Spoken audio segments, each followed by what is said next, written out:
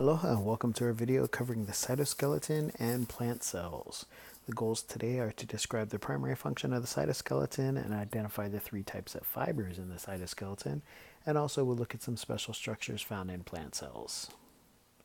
Okay, so let's talk a little bit about the cytoskeleton. This is what gives the cell its shape and its structure, and can also provide a couple other things as well.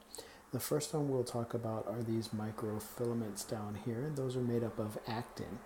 And the microfilaments are used by the whole cell. It runs through the entire thing, and that's how the cell can actually move. So that's one of the things that they do.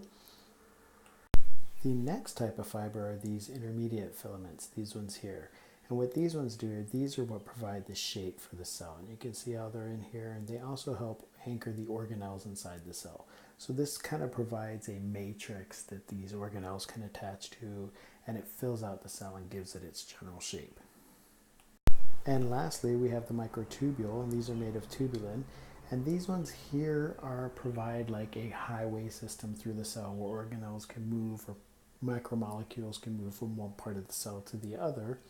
And also these can help form cilia and flagella, which will help a cell move around. So those are basically the three types and parts of the cytoskeleton.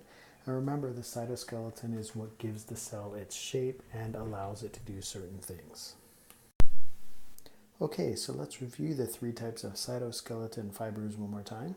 We had the microfilaments, and the microfilaments were these ball-shaped proteins called actin, and they formed long strings that twisted. And the purpose of the microfilaments was to move the cell around.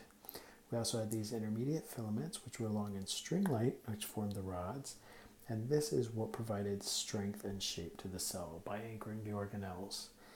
And lastly, we had the microtubules. And these ones here were made of tubulin. It's again ball-shaped and formed a hollow tube. And this is how organelles moved around, and this is also what formed the cilia and flagella outside of the cell. So these are our three cytoskeleton fibers, and we'll learn more about those as we proceed through the units. Okay, so let's talk a little bit about plant cells. The big thing that we notice here is the fact that they have this cell wall. Okay, the cell wall is outside of the membrane, and what the cell wall does is it provides support and structure for the cell inside. That's what allows trees to become so tall, is the fact that all of their cells are wrapped in this hard, rigid structure called the cell wall. They also have this large internal vacuole for water storage, and that's where they'll keep water for the cell to be alive. And if we take another view, you can see the cell wall here of one cell, and it touches the cell wall of another one. And in between we have this plasmodesmata. And that's just a connection between the two, which allows the cells to communicate a little bit easier. And that's about it for plant cells. We'll talk about plants a little bit later on in the class. As always, enjoy the lessons, and we'll see you in the next video.